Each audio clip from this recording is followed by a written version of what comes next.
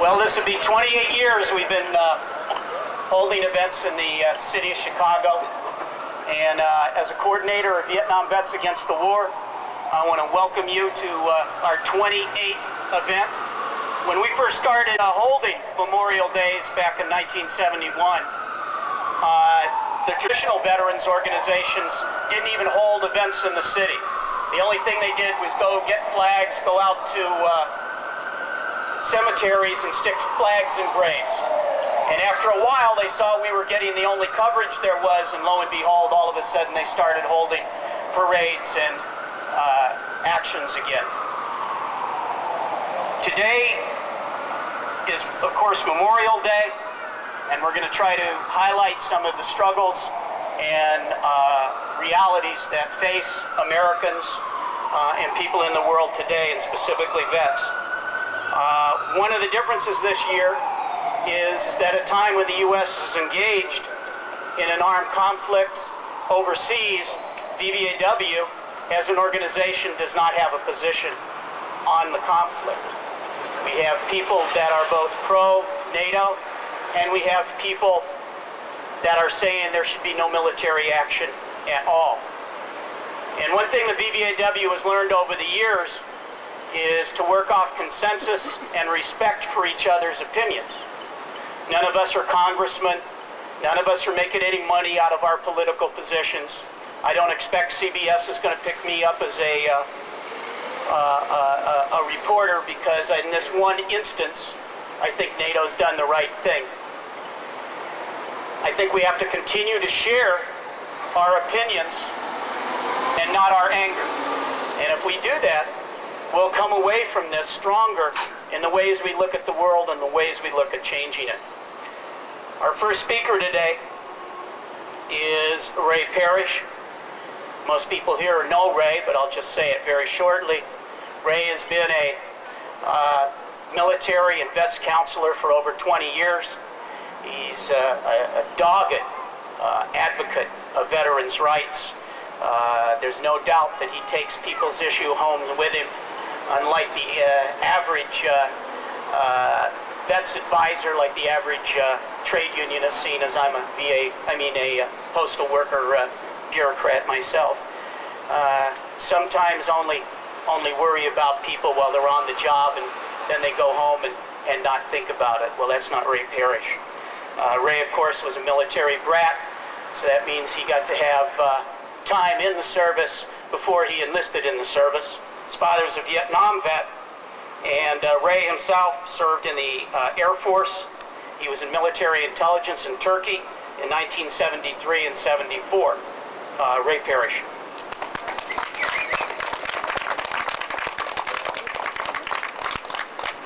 One of the things I'd love to do is stand up here and do an anti-war speech, but that's not what I'm going to do today. It's really interesting working there at the VA regional office with all these other vets organizations, because now I got the national office of the American Legion calling me up wanting to know about arguments to use against the war, because now the American Legion is against the war, and I'm really confused these days. And then just yesterday, you might have noticed in the news, yesterday, the Disabled American Veterans, the DAV, one of those mainstream veterans groups, held nationwide protest outside of every VA hospital in the country. So now they want to know something about, nonviolent training, and maybe what happens if they turn the water hoses on them and stuff like that. So here we are, two of the groups that for years have been, let's say, espousing the contrary views, are now recognizing the importance of not only some of our tactics, but actually what they're listening to us. They're actually using the same arguments we used for the past 30 years. But what I want to talk to you today is about something that I think is a good example of the hypocrisy that we all as veterans and people who are concerned about veterans issues face. And that's the widow's pension. You might have heard me mention this before. Basically, it boils down to this. When an old veteran dies, his wife is sentenced to poverty, and that's basically what it is. When a vet and his wife are alive, they're old, They're on this pension. He doesn't have any service-connected problems that are going to kill him. They've got to figure out a way to live on about $950 a month because that's their combined veterans pension. Now, if he dies, that income is cut to $490 a month for the surviving widow. But if she dies, it's cut to $730 a month for the surviving vet.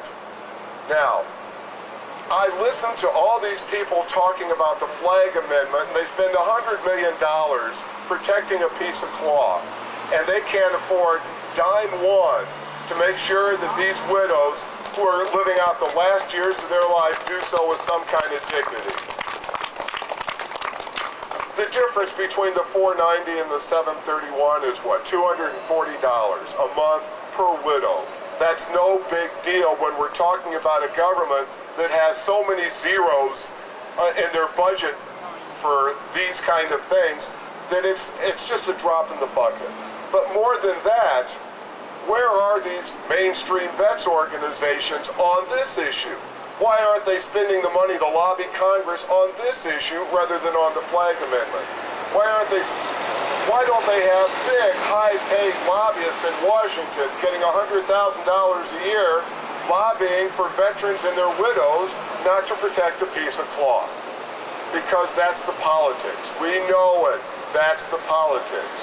We have got to shame these other groups into following our lead. We have to be the ones to write letters to Congress and do the petitioning. Now, the Legion has already started across the states their way of doing it. That is, the posts do a petition, they approve it, it gets sent to the district, and they approve it into the division, and they approve it on the department, and then it gets to the national, and they'll approve it. And it'll sit there being approved. They've come down, they're firmly against whatever it is that they passed a resolution against. And they do nothing about it. Us, on the other hand, we don't have that kind of bureaucracy to worry about and deal with. We can do it directly. So, what I've done is I've typed up some sample letters to your congressman. You've got your Senate and House addresses on there and a few words. Now, all I did in this little letter was say, I think they ought to have the widow's pension increased to what the veteran would have gotten, that $731. But if you want to say, but by the way, can you live on $731 a month, Mr. Congressman? Do you know how hard it is to do that? And maybe ask them to increase that $731 a month. But one of the reasons that this is so important is because the VA system itself does not take care of the widows. As the perfect example that crossed my desk Friday, this poor old widow, he dies 2 years ago, so she puts in all the paperwork, Social Security and the VA pension. She gets both. She doesn't know that she can only have one or the other. She thinks she's entitled to $730 a month, not $490 a month. So she collects all this for a whole year and a half until the VA tells her they've overpaid her $5,000 and they're going to cut her to zero. She was getting $265 from Social Security and $230 from the VA. So now she's down to $265 a month from Social Security, and that's what she's been living on for the past year. But there's a way out of this. All she has to do is say, look, I can't afford to pay you back. This goes against the purpose of the widow's pension. I ask you to waive your efforts to recoup this overpayment. All she had to do was do that within 180 days. She did it within 185. So they turned her down. They want that money back. They will squeeze that stone until they get blood, and they know how to do it. But of course, that's their little technicality. My little technicality is, well, that's not necessarily true. You see, what happened was they forgot to deduct the last burial expenses for the vet. That means that she doesn't owe $5,500, she only owes like $3,300. But they're going to have to go through the paperwork now and officially recognize that the overpayment isn't that, it's this. And that starts a new 180-day clock running. And I guarantee you the word waiver will show up in some letter over that widow's signature within that 180 days. So she'll get it waived. And she'll get repaid all the money that was held back. But in the meantime, she's living on dog food. $235, $265, $490. How can you live on that kind of income? So, before you leave today, I want you to stop by and pick up one of these letters, these sample letters. If you know people that might be interested, pick up several copies and copy and then give it to them. We need to spread this out as much as we can, and I'll do what I can to help you out with this. But one thing to keep in mind throughout all of this is when you get a letter from the VA, you got to respond within the deadlines. If you do, I can make sure that it all comes out equal in the end. If you miss one of the deadlines, I can do some good sweet talking, but I can't change the law overnight. That's what we got to deal with, is changing the law. So, Congress is the only one that can change the law to increase the amount that widows get in their pension. Those are the ones that we have to be talking to. And believe it or not, there's a few congressmen in Illinois who really care and will respond somehow to this. So write them a letter. You never know. You might get a letter back from Congress. Thanks.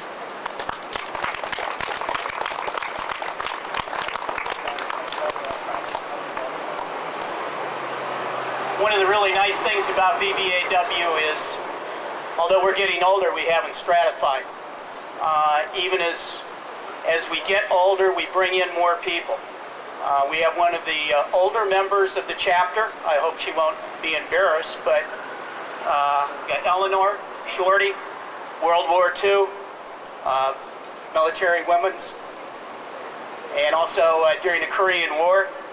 And so, and who joined recently.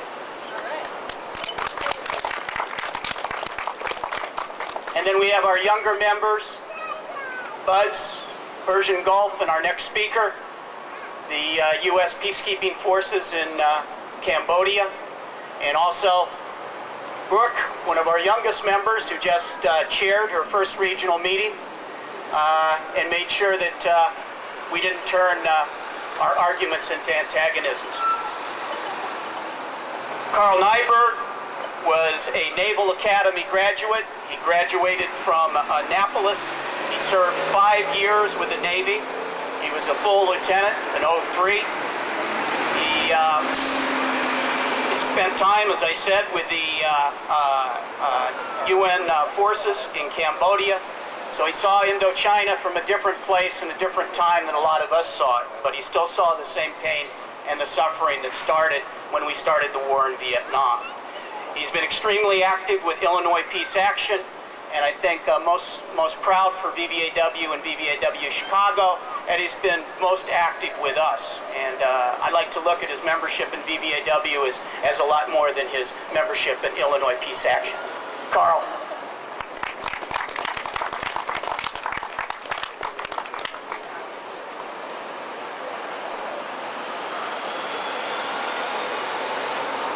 Morning, everybody. Happy Memorial Day. I decided to do something a little different this time. I actually wrote out my notes ahead of time, so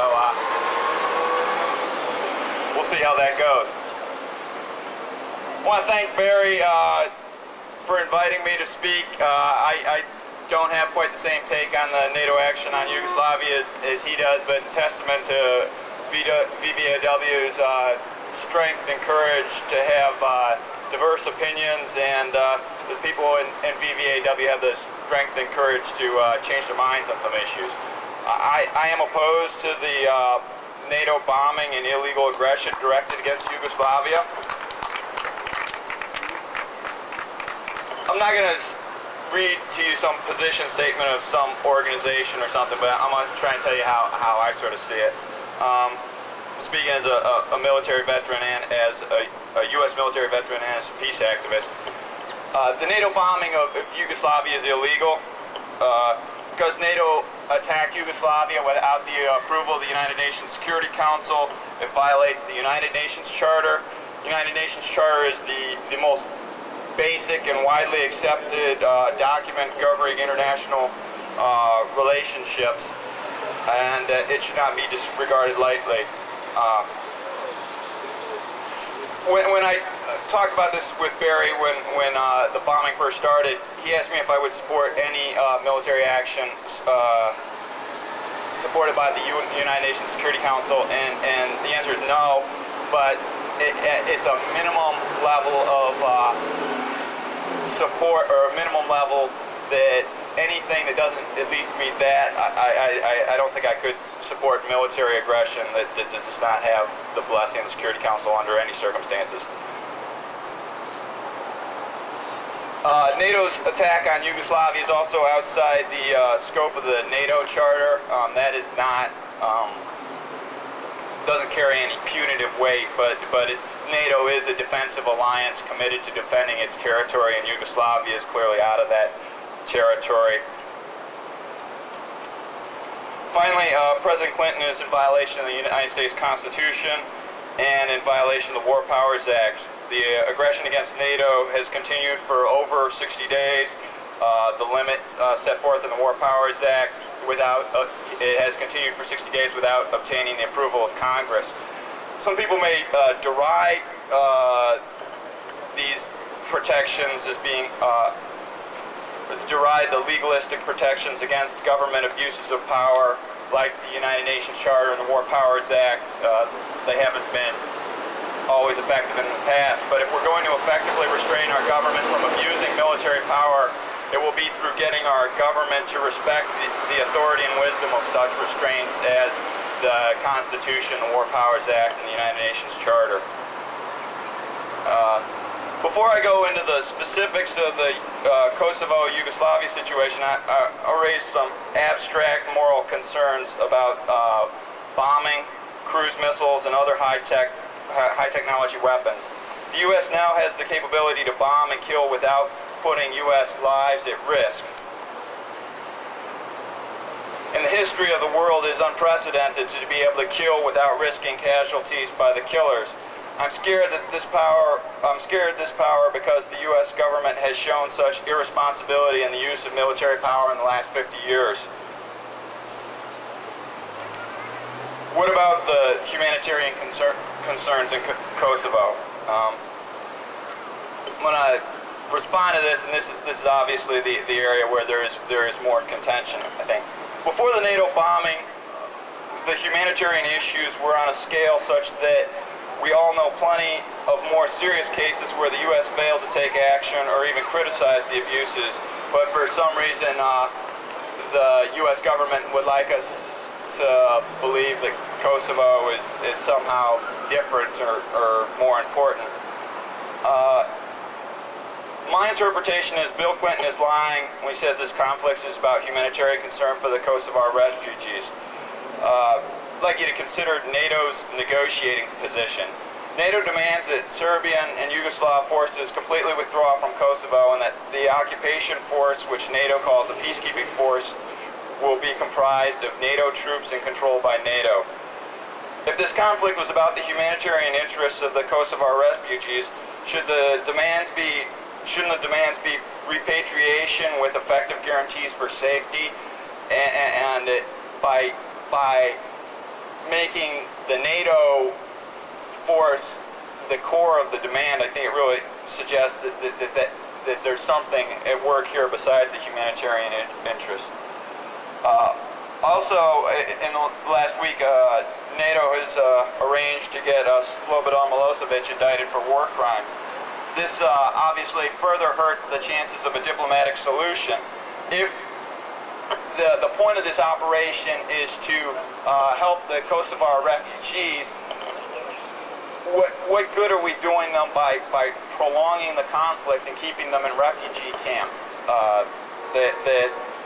It would seem that if we were really for helping the Kosovar refugees, we would want to get them out of the refugee camps and back to their homes as soon as possible.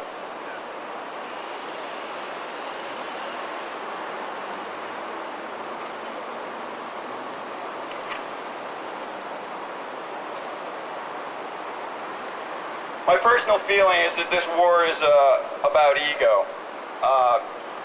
Bill Clinton, of course, we all know he's President of the United States, but Tony Blair, the Prime Minister of England, has played a big role in this. He's even more hawkish than Clinton. So Bill Clinton, Tony Blair, and their foreign policy advisors, Madeleine Albright and Robin Cook, they didn't want to lose face of losing the negotiations with Yugoslavia. So as LBJ didn't want to lose a war in Vietnam, Bill Clinton, Tony Blair and company didn't want to lose the negotiation, which has now become a war. And NATO's negotiating position is that Yugoslavia needs to completely surrender, capitulate. And NATO is willing to kill for this, although it remains to be seen whether NATO is willing to die for these same goals. The final criticism I have of the war is how it sort of impacts the rest of the world. That I see it as part of a deteriorations in the relationship with Russia, and that ever since the end of the Cold War, the West has been force-feeding Russia really bad economic policies, and has been expanding NATO, and is developing Star Wars, and the handling of the Yugoslavia situation is further antagonizing and humiliation of Russia, which it seems to be that the Clinton and company are trying to restart the Cold War, which obviously is not in the U.S. interest and it's not in our interest as peace activists. I also have to ask the question, with the increasing conflict in India and Pakistan, whether they sort of looked around and saw that there was no real repercussions or moral censure of NATO's aggression against Yugoslavia and said, well, if they can do it, so can we. The question is, what are the alternatives? I think that the initial alternative was that instead of pulling the OSCE monitors out of Kosovo, that the West should have pushed for putting more observers into place. With observers in place, people with camcorders, that it makes it a lot harder for the human rights abuses that were going on to happen without being recorded and acted upon. But obviously that we're well beyond that point. At this point, both sides have agreed that there is going to be a peacekeeping force. The Yugoslav position is it should be under the United Nations auspices. NATO wants to have control over it. I think it's pretty obvious that a peacekeeping force can't be controlled by one of the partisans in the conflict. I mean, that's standard UN policy on peacekeeping forces, and it's just sort of self-evident. There is one demand in the Yugoslav position that seems a little bit unreasonable, which is that the forces won't be armed with anything more robust than sidearms. Obviously, they need to be armed with tools to deal with the KLA or any Serb paramilitaries or Yugoslav army that remains in Kosovo. But it's time to go to the negotiating table, and unfortunately what we've seen out of Bill Clinton and Tony Blair is continually cutting off that option of negotiating. And I don't see this going anywhere positive for NATO. I don't see it going anywhere positive for Yugoslavia, and I don't see it going anywhere positive for the refugees at this point.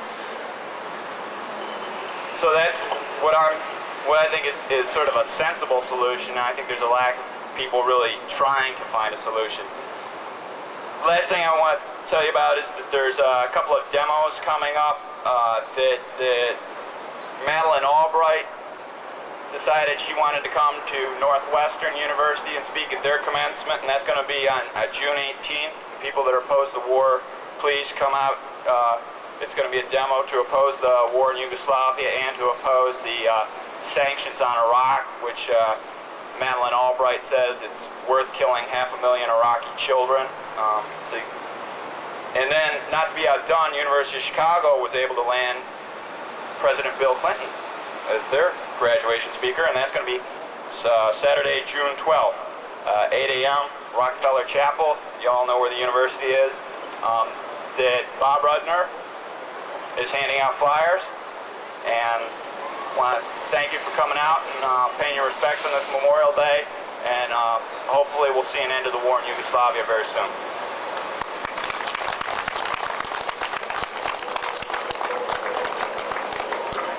Thanks a lot, Carl.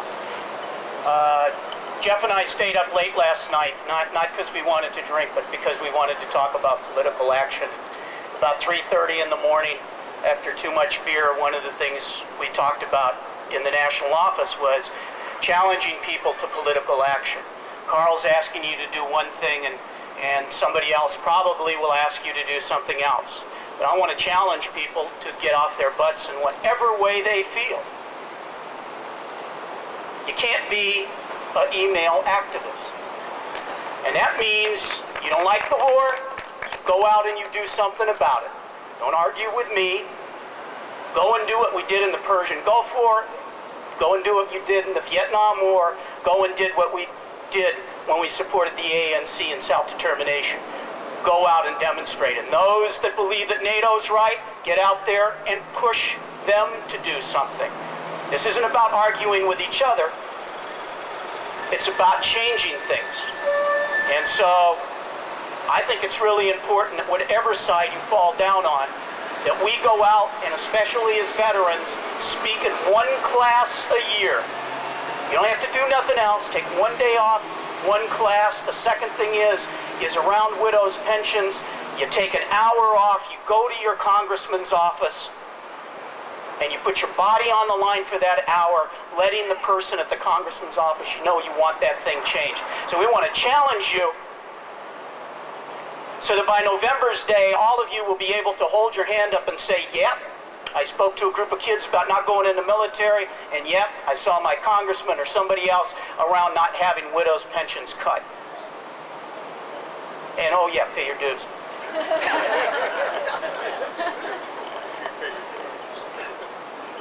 Claudia Lennhoff is the Executive Director of the Champaign County Health Care Consumers.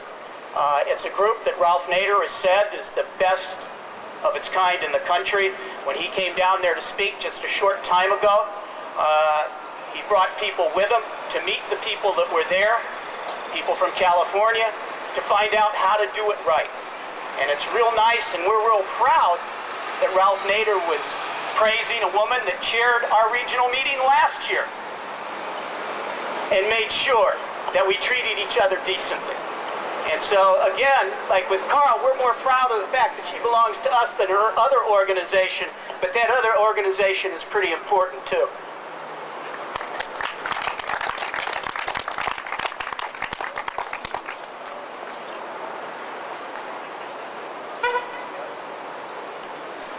Hi y'all. As Barry said, my name is Claudia Lennhoff, and I'm a member of the VVAW chapter in Champaign. I am also the director and lead organizer for the Champaign County Healthcare Consumers.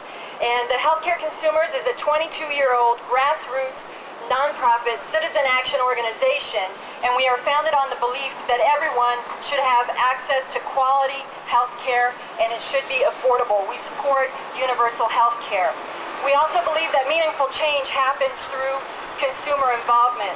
And so a lot of the work that we do is about organizing at the community level and forcing change in the healthcare systems that affect our community members. I want to start out by saying that our nation's healthcare system pisses me off. It's not unlike what Ray was talking about with the widows' pensions. The same thing is happening with healthcare, and it's happening to vets and to non-vets, and the same government is doing it. Healthcare is a major social problem in this country. But when we talk about healthcare, we're talking about a problem for which the infrastructure to solve that problem already exists. With the exception of some rural areas, we already have the hospitals, we already have the clinics, we already have the professionals and the equipment that can provide the healthcare. We have artificially created categories of people who do not have access to health care or have limited access. We have the uninsured, we have the underinsured, and now, of course, you all know we have the veterans. Why do we even need insurance? We need insurance because we don't have a universal health system like all other industrialized nations in the world. And we have powerful corporate interests who have commodified a basic human right. That's the right to health and the right to healing. We have a corporate and privatized healthcare system and a government that not only allows it, but encourages it, and elected officials who profit from it. While our government turns its back on the people and claims no responsibility for the ravages of this system, elected officials enjoy for a lifetime the best health care that anybody in this country can get, and we're paying for it. Let me give you an example of a struggle that we're fighting right now down in Champaign County. And I want to tell you that we've called on the government to help us with this, and the response has been totally inadequate. So we're doing a lot of what Ray is talking about doing. We're organizing against the government. We have a 14-year-old community program which was created by the Champaign County healthcare consumers in cooperation with a local hospital. And the program is a program that waives the out-of-pocket expenses for low-income Medicare beneficiaries. And those of you who deal with Medicare know that if you get hospitalized, Part A requires that you pay a deductible that is over $700 just for being in the hospital. And if you have an income of $600 a month, you are never going to be able to, if you pay that money, you're never going to be able to recover that money. Because by the time you're on Medicare, either because you're elderly or disabled, your income's not going to go up. So we have this wonderful program for 14 years. But recently, a huge corporation called Previna Health System bought out our local hospital, which was involved in the program. And in November last year, Previna canceled the program without warning and dumped 1,100 low-income Medicare beneficiaries who are elderly and disabled members of our community. These poor people no longer have access to affordable health care. Many of our members of this program are veterans who are in the program because they have limited access to the VA system. And in order to go get health care through the VA system, they have to drive at least 45 miles out to Danville, or they have to come up to Chicago. When Previna dumped the seniors from this program, their excuse was that the program was illegal and they feared federal government prosecution.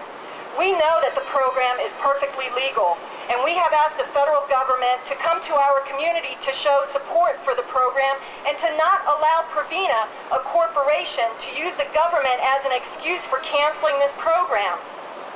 We've called upon Senator Richard Durbin's office and the Healthcare Finance Administration, and they have been reluctant to take a stand, and they have refused to come to our community.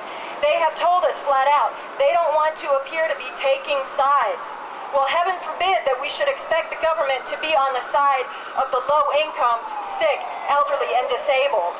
I have been told personally by Senator Durbin's office that there are two constituencies in this case, the corporation and the people. We all know that's true, but God, can you imagine being told that? It's just incredible. Well, the people are organizing to save this program, and we are targeting the Previna Corporation and the government that has abandoned our community. And I'm telling you, we will win this struggle. This struggle about our local program is really a struggle about corporate accountability and government responsibility in healthcare. Because we have a corporate and privatized healthcare system, people are dying in the streets outside of hospitals that are denying them access, denying them entrance because they don't have enough money or they don't have proof of insurance. You all know these sad and disgusting stories. They keep happening. Our nation's healthcare system has been inadequate for a long time, and the government knows it. That's part of the reason that the federal government created the Veterans Administration hospitals to take care of veterans' healthcare needs, because what was out there was not adequate already. But the same government that has allowed our nation's healthcare system to disintegrate into a gated community of providers, allowing only the most fortunate and privileged, is also the master engineer who is now ravishing and dismantling the VA system and the health benefits for veterans. I am not an expert on healthcare for veterans or on the Veterans Administration hospital system, but it is plain to see that the government is looking for a way out of providing decent healthcare for veterans. Once again, the government is abdicating responsibility for its people's health, and once again, the government is abdicating responsibility for veterans and is sacrificing veterans. Right now, the federal government is downsizing veterans' health care. They are working to close VA hospitals. They say the hospitals are too costly to maintain.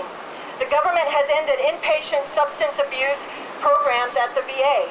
They have restricted services to nearly all veterans with disability ratings of 50% or less.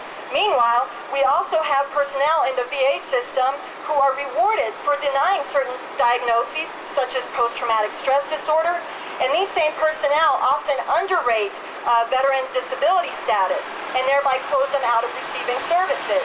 And many veterans, because of income, homelessness, and other factors, including their disability status, cannot get access to the VA and also now can't get access to our healthcare system.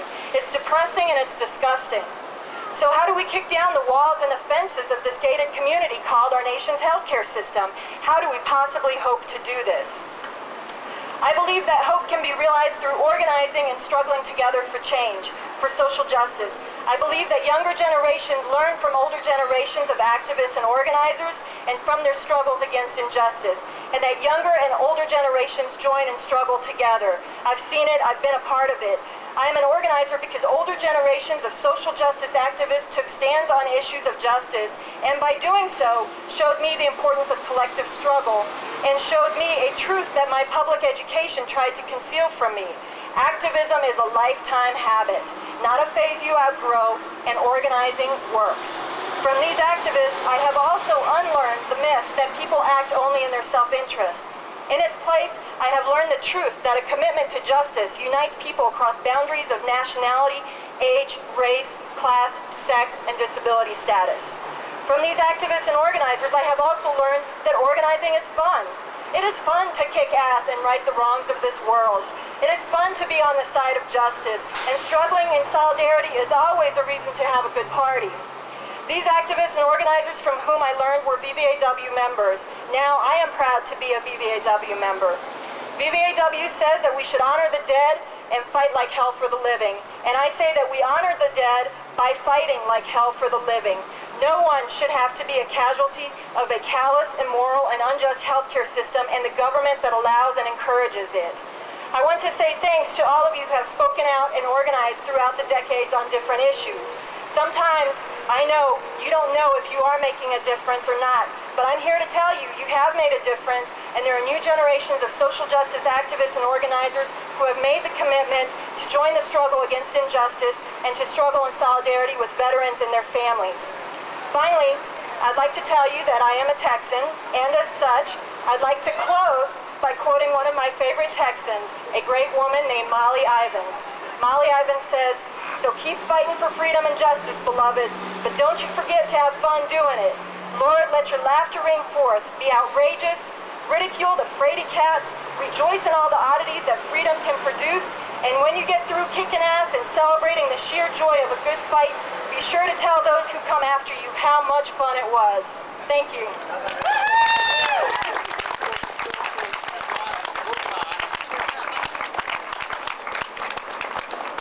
Gets the blood circulating. Right on, Claudia. Every time I get tired, I always think about somebody who just walked in. It's been my pleasure and honor to know Jim Gates for years and years and years. Jim served in the military, and of course we all know it's not a racist military, it never has. When Jim was in the segregated military, the U.S. government thought that maybe black skin could shed radiation more than Caucasian skin. And so Jim's unit was forced to go deeper and further and over the nuclear tests until the point where his comrades are all dead and there's just a few left alive. And every time I get tired, there's always Vets Day, and there's always Memorial Day, and there's always Mr. Gates. And you're my hero, and when I grow up, I'm going to be like you.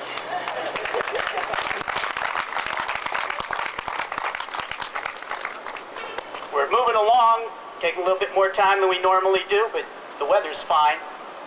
I just want to remind you all that when this thing is over at my house, there'll be a after demonstration set. All you got to do is bring your own six-pack of whatever it is you want to drink, and there'll be chips and even vegetarian and vegan food.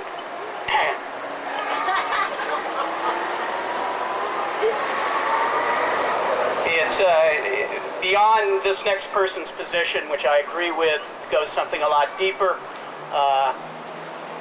Bill Branson and I have been comrades from San Bernardino for, good God, 28, 29 years.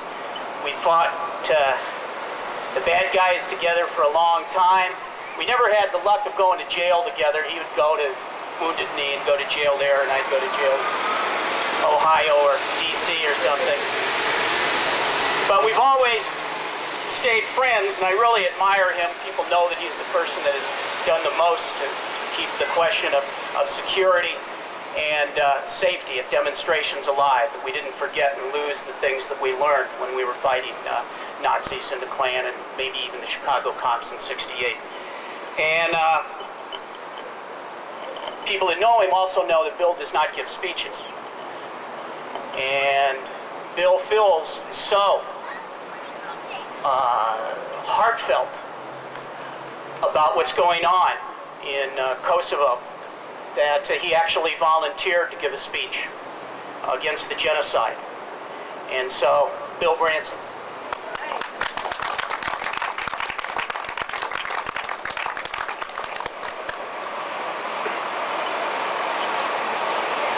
Recently I went on vacation out to Arizona, kept the radio off, etc. And when I got back, sure enough, NATO was bombing somebody again. Well, this time though I was a bit surprised because the great equivocator, our buddy Clinton, actually started bombing the Serbs. Now I know for many years in the movement that fighting fascists is the correct thing to do. And I know also that we can't trust our rulers because most of the time they're backing those fascists all over the world. But in this case I can see that then and now that the bombing is a long sought after answer and a long delayed response to the genocide in Kosovo. Now there's no more reason in this struggle to go out and blindly trust the rich as there was in the Gulf War or any other time. But we have to divide one into two. The difference here is that we're trying to force our government, our president, whoever, to deal with this situation so that it's finally resolved and not let it go and keep equivocating on the issue like they did in Boston.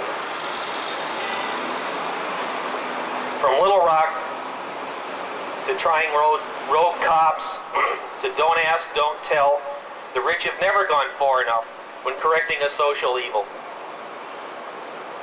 What I'd like to say this time is you haven't gone far enough. You have to go further. You have to protect the people of Kosovo. You have to guarantee not only their freedom from genocide, but their ability for self-determination. The republics of Yugoslavia are not new to us. This is not a new issue for VVAW, especially here in Chicago. I'm proud to say that we've been doing security. We've been teaching people security. We've been training Bosnian Muslims since 1989.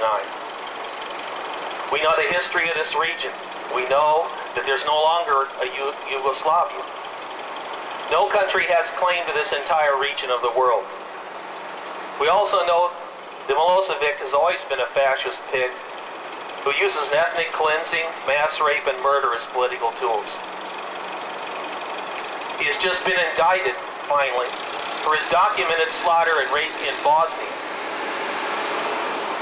He organized a systematic mass rape of 35,000 women, 5,000 of who were forced to bear Serb babies. This is the first known use of this tactic in modern history.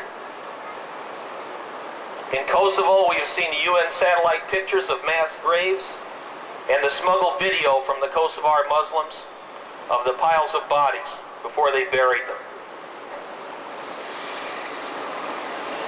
We've seen the heart-rending video of thousands of refugees driven like cattle by the Serb army across the borders. This has haunted us for weeks. We've listened to the word from beleaguered aid workers when it finally started to come through about the consistent testimony of the refugees on massacres, mass rapes, beatings, burnings of villages, etc. Yet somehow there is still disbelief as to whether there's genocide taking place. Now we believe that Lima was raped by the New York police. we have seen the evidence of 800,000 Luivas. Strangely enough, our right-wing political hacks and the bulk of the, quote, left are unwilling to believe the consistent stories from these 850,000 Kosovar refugees. It's not just the Republican politicians who are coming out on the side of the Serb fascists. Why is it that the outcries of the left and most of the, quote, progressive, unquote, media conveniently leave out the pleas of the Kosovars for self-determination? Why do they leave out the stories about the massacres? When you see pictures of Serbs in the rubble complaining about not being able to run their internet access every day, and how difficult it is to find cigarettes under the bombing. Where are the contrasting interviews with survivors of this Holocaust? Now, why are the Republicans who have supported every military adventure in the last century opposed to dealing with Milosevic properly? Well, there's no oil in Kosovo. You can start there. And the lives of women and children have never been of interest to the rich. These people are white European Muslims. Who cares about them? Now, it's true that the ruling class is somewhat split on the issue. That's why there are things slipping through the news media. But many support Milosevic, much as their kind supported Hitler, Mussolini, Marcos, and Pinochet. Now, why is the left out in right field on this issue? If you don't back the NATO bombing, what are you going to do to stop the genocide of the Kosovar people? In the real world, Milosevic has succeeded in killing, displacing, or driving out half of the population of Kosovo. If the bombing is stopped without his complete agreement to the NATO demands, he will have free hand to dispose of the rest of the Kosovars. Are we to abandon the Muslims in 1999 as the Jews were abandoned to the Nazis in the 1930s? The U.S. left has grown accustomed to looking at the position of NATO and taking the opposite side automatically. They have failed to analyze the current situation. This intellectual bankruptcy is killing people in Kosovo. What I'm advocating is support the NATO peace plan, the genocide immediately. Only then can we stop the bombing. Milosevic must be tried for war crimes. No plea bargains, no immunity, no deals. If the Serb people fail to string him up by his ankles like Mussolini, then someone else should do it for him. We're advocating self-determination for Kosovo, ensured and backed up by massive military presence. Thank you very much.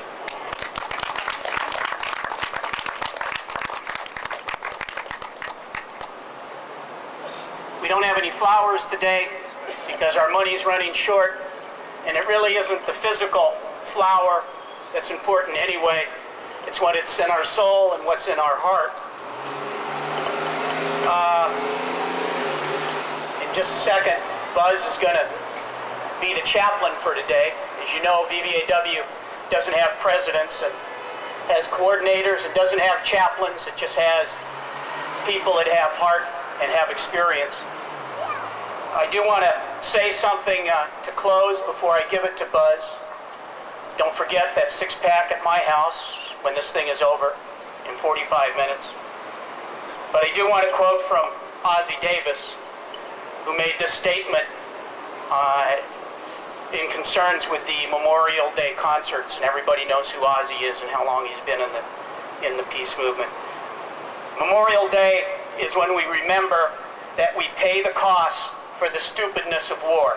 Of NATO's action in Vietnam, Davis, who of course opposed the Vietnam War, says, "The necessary wars are as much of hell as those that are unnecessary.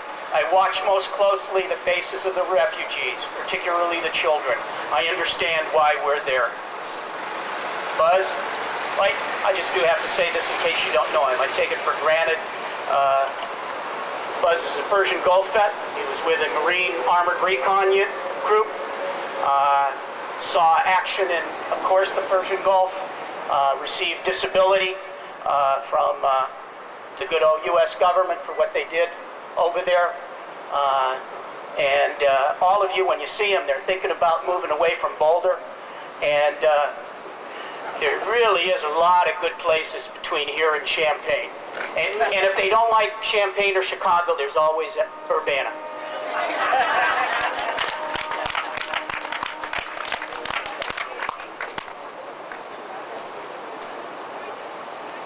Thanks. Today on Memorial Day, I'm going to think about 11 men who became casualties due to friendly fire. I'm going to think about one in particular. He was a guy that I first met in boot camp and went to infantry training with. Spent my whole time in the Marine Corps with him up until that point. And, so I'm just going to ask everybody to go ahead and think about comrades, friends, family members, or whoever you would like to think of on Memorial Day. And we'll have a moment of silence now for all of them.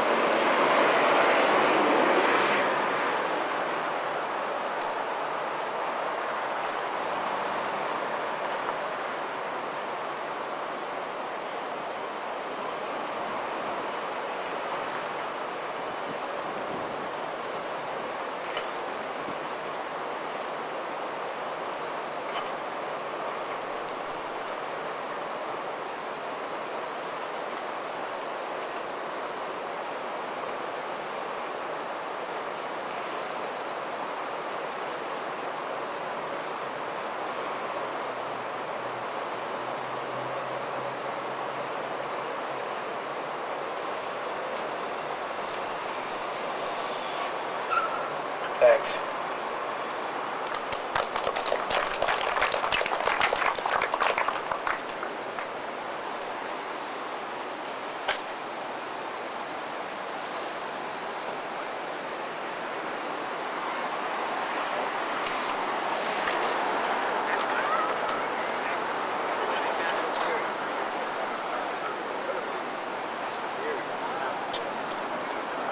Still get too freaked out.